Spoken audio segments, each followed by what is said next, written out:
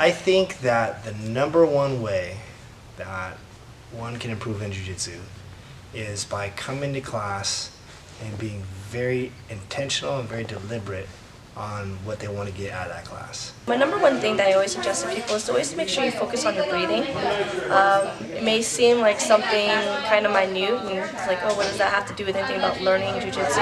But you'll be surprised by how much better you can function, thinking-wise, and application of technique when you focus more on your breathing.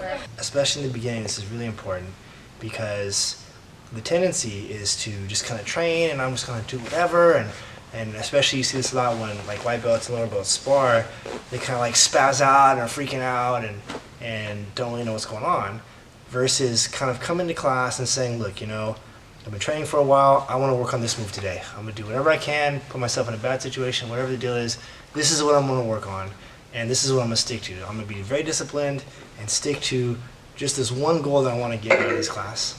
And I think that when that happens, you'll find that there's all kinds of other things that kind of open up in your training. Oh, well, I saw this attack, I could do this, I could do that, but you're still focused on what you came in to do, you know?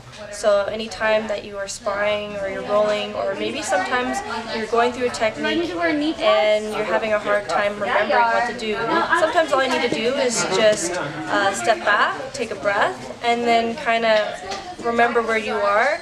And then all of a sudden things will start trying to fall into place and things will make sense. At least that's what has happened to me in the past, and it's helped me learn a lot, is when I feel like I'm overwhelmed, I take a second to breathe, and then I come back in and I reassess what's going on, whether I'm in class, I'm sparring, or if I'm competing.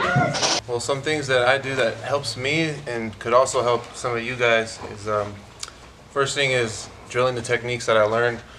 Not just drilling in just to get repetitions, but practicing it in training. You know, getting that proper pace and pressure is important. Just being able to drill the move is completely different, and actually be able to do it in, you know, in competition or in training. So always practice the moves in training.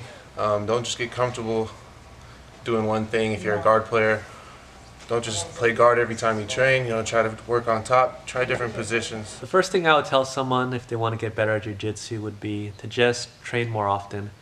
And I think the idea is simple, but I know for a lot of people, they have a hard time getting on the mats because they live busy lives and they juggle work and family. So the hard part then is trying to work out your schedule so that you have time to train. And I think if people can just get on the mats regularly, then their jiu-jitsu will take care of itself.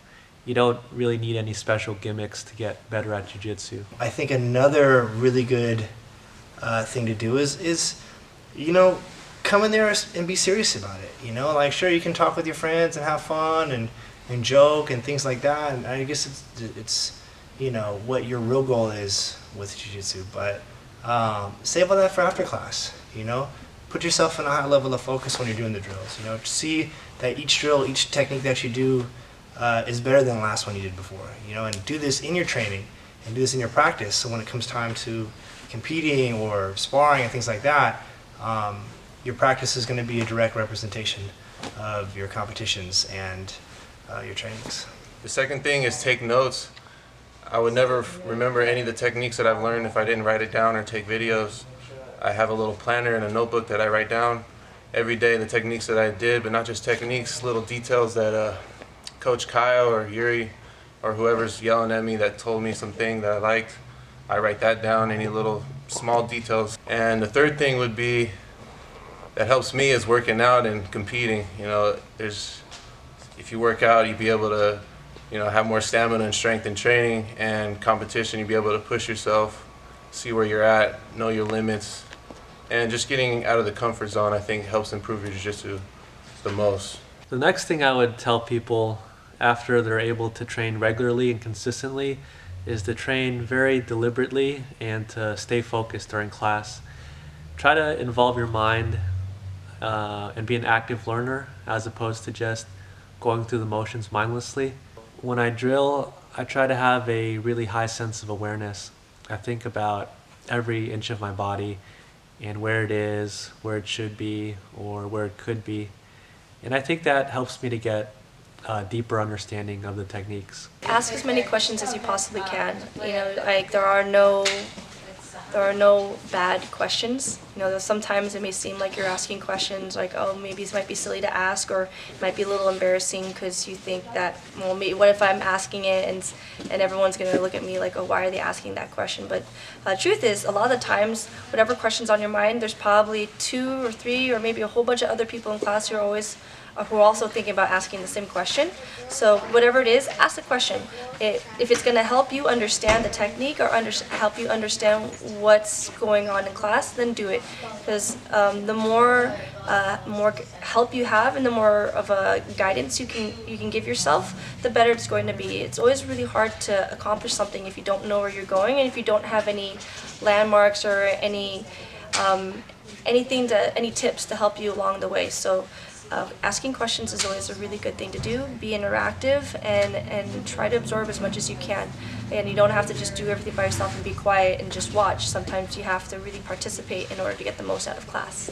Mindfulness is really being present, you know, and the awesome part about jiu-jitsu is that it forces you to be present, because often you have someone that's trying to rip your head off, you know what I mean? And if you're thinking about, you know, going to that Justin Bieber concert or whatever you got going on this weekend, you may find yourself in some bad positions. So it's like a Tai Chi, or it's like a chess, or it's like playing the violin, or really any activity that requires your full attention. But the risks are a little more because physically you have a certain amount of risk that you do by practicing jiu-jitsu. Being aware that you're on track, you're focused. Even when you're doing your drills, you're like, how does this grip feel? How does this grip feel here? Are my hips high enough? Was that grip tight enough?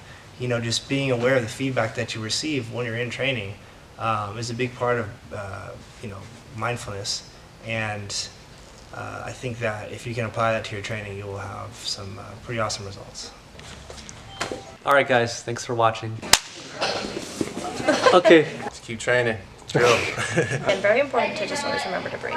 Yeah. Okay, cool. Cool. All right, thank you.